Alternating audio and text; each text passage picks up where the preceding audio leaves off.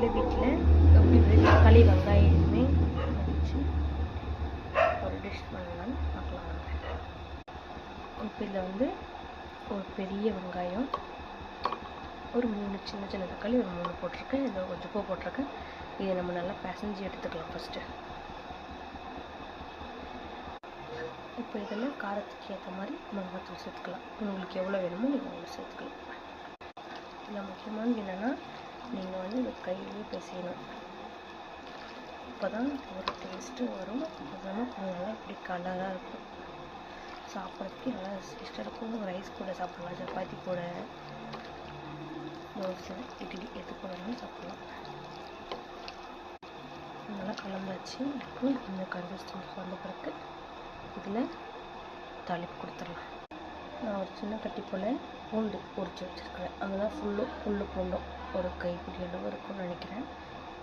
இது ஃபுல்லாகவே நம்ம நல்லா எண்ணெய் நசுக்கி எடுத்துக்கலாம். பூண்டு இதுமாதிரி நசுக்கி எடுத்துக்கலாம். கடையில் எல்லாம் தேவையானது அதை கொஞ்சம் ஊற்றிக்கலாம். நம்ம எடுத்து வச்ச பூண்டு போட்டுக்கலாம்.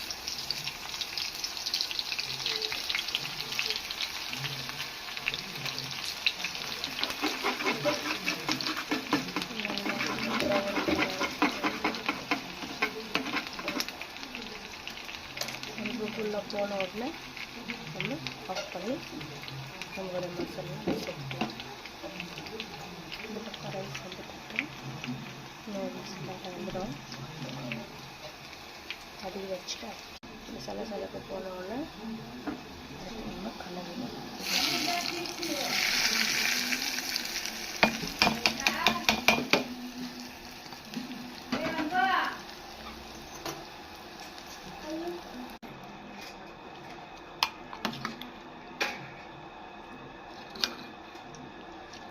நீங்கள் சாப்பாடு கூட சாப்பிட்டீங்கன்னா எதனால சொல்கிறேன், அவ்வளோ டேஸ்ட்டாக இருக்கும்.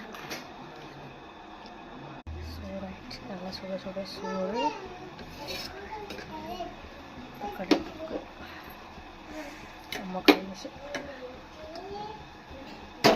நீங்களும் ஒரு வாட்டி ட்ரை பண்ணி எப்படி இருக்குன்னு சொல்லுங்கள்.